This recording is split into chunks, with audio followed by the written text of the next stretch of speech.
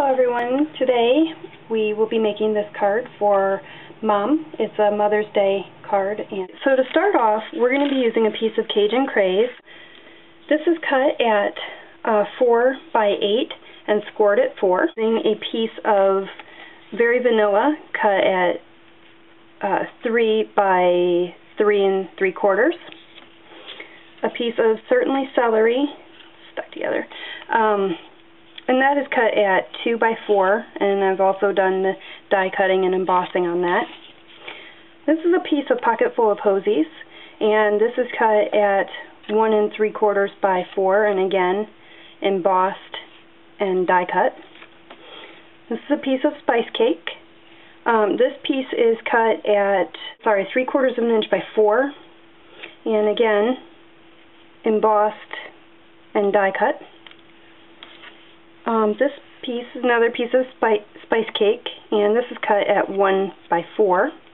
Another sort of scrap piece of the Very Vanilla, and I used the die for I believe it's the Scallop Squares Duo die, and I just took the smaller square and die cut that. This is a piece of the Pear Pizzazz pleated ribbon, and this is about 2.5 inches long, and this is a piece of early Espresso Baker's Twine. This is cut at 3 inches. It's a piece of basic black taffeta ribbon, and this is cut at 17.5 inches long. Rhinestones, basic rhinestones, and we're going to be using this size. And we're going to color it in with a bright and shiny yellow Sharpie marker. I'm going to be using a button from the Celebration. These are from the Brights collection from the Celebration, which ends March 31st. 2 Stampin' Up markers.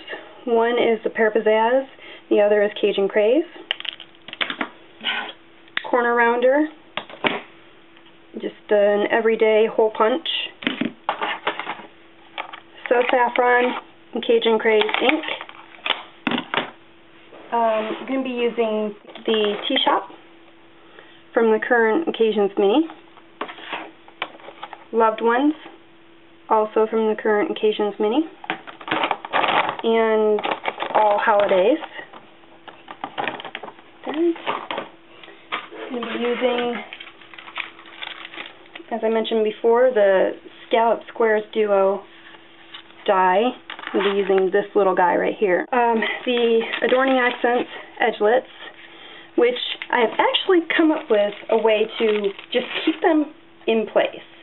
I tend to use the Edgelits a lot, so I've decided to keep them on this. And what I did was I took just a piece of scrap from some of my other cardstock, and for this project, this one is 4 inches long, so it matches the same size as this paper. And I just put some temporary adhesive down on it, so it's on there and it's straight, and that way I can line my paper up on it perfectly, so then it'll match where I want it to go. Actually, I can see if I can show it. So what I would do is I would just slip this in here. As you can see, I've taped my edgelet to the piece, or to the acrylic plate, or whatever this is called.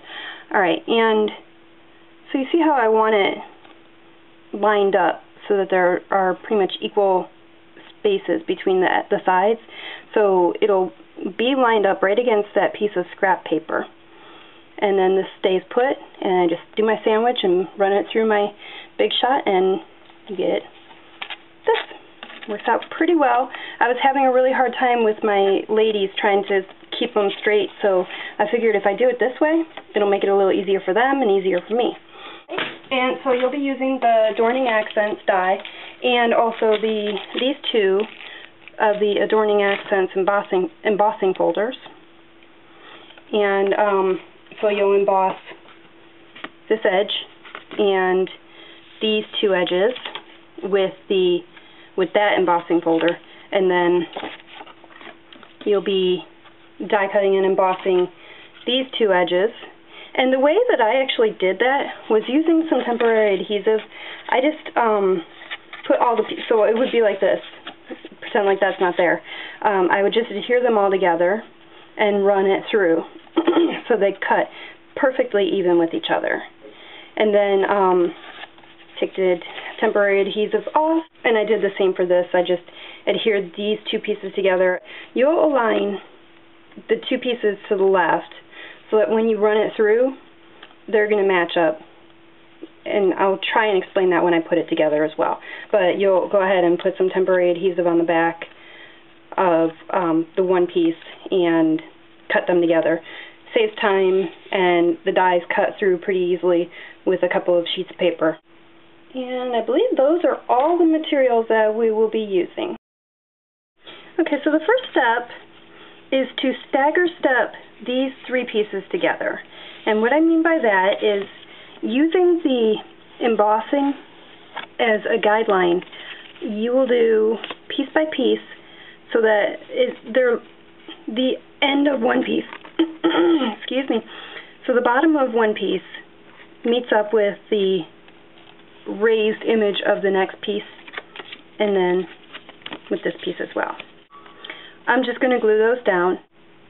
Okay, and here we are. That's what that looks like. The next step is to go ahead and tie a nice pretty bow, which I'll do off camera because I'm really horrible at tying bows in any kind of timely fashion. Okay, came out pretty good. Kind of proud of that bow. I like it. Okay, so the next thing is to take your scrap piece of Very Vanilla and cut it out using the Scallop Squares Duo die, the smaller square. And before you cut it, you're going to stamp the mom stamp from the Loved Ones stamp set. And what I did was, you see that there's a little bit of different color in there, was I inked it up really well in the So Saffron ink. And then I colored the flower in using Cajun Craze Stampin' Right marker and Pear Pizzazz for the stem.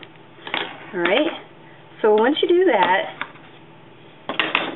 what you're going to do is take your paper cutter and, using the bottom part of the mom as a guideline, you're going to want to take, so you're going to want to have like these three scallops on both sides showing, sort of.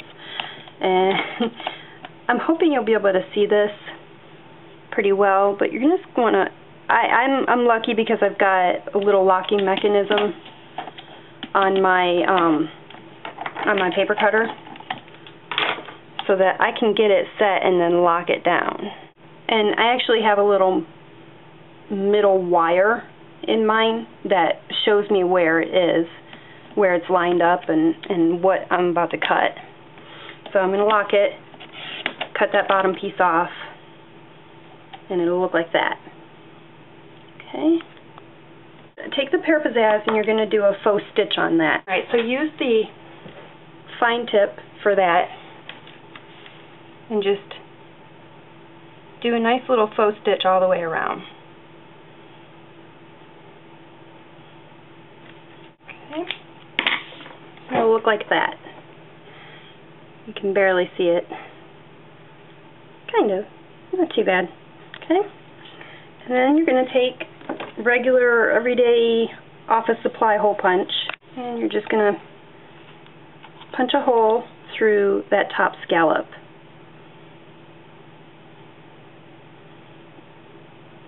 Get even.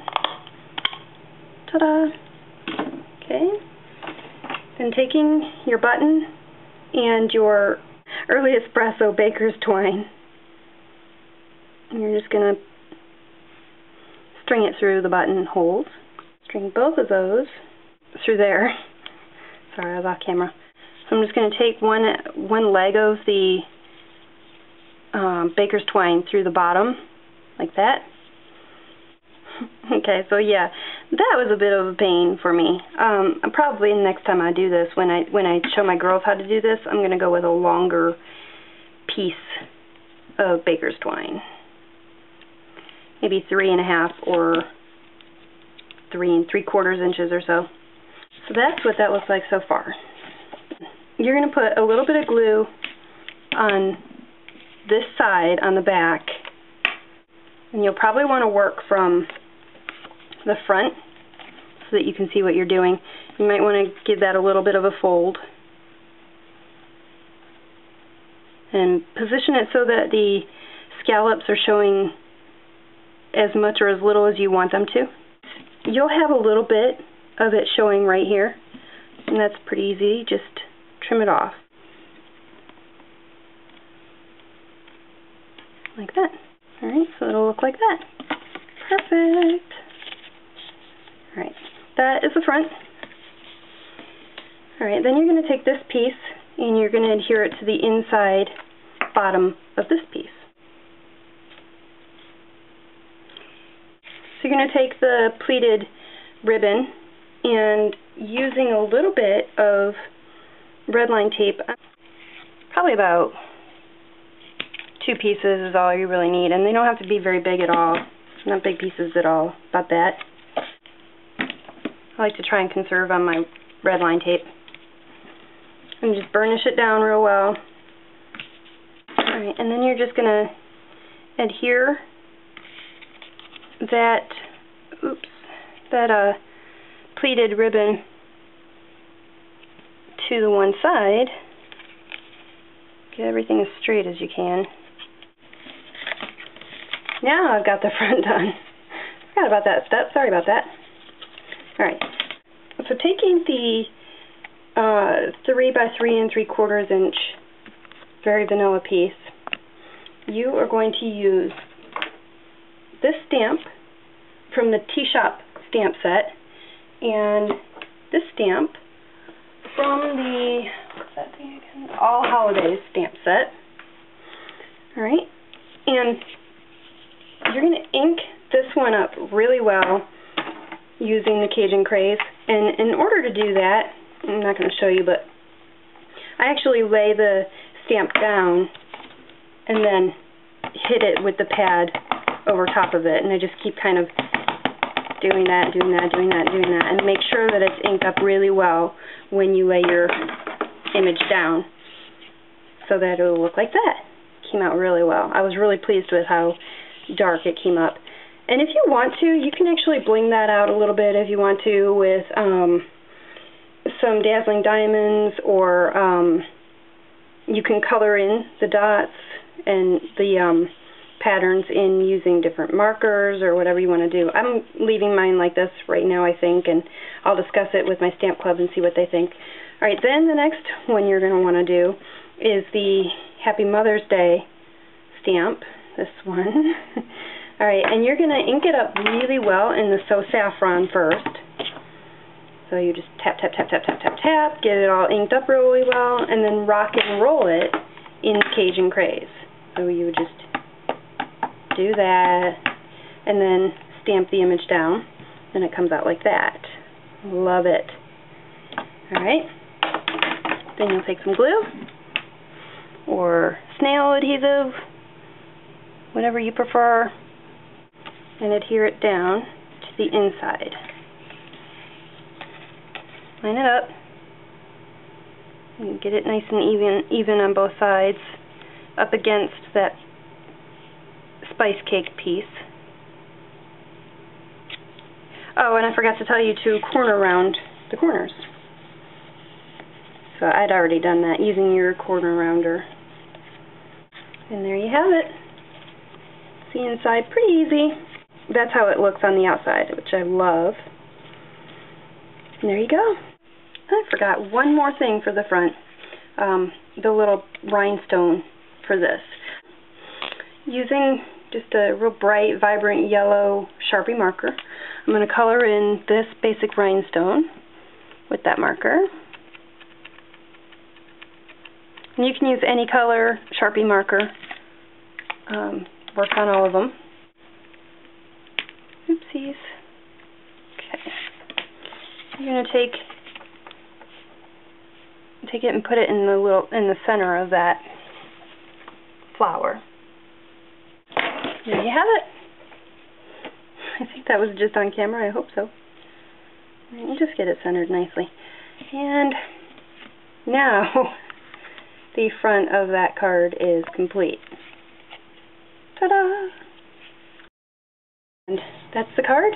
I hope you all enjoy it. I hope you have fun making it for your moms, and I hope you all love it as much as I do, and I hope that your moms love it as much as I do. Until next time, happy stampin'!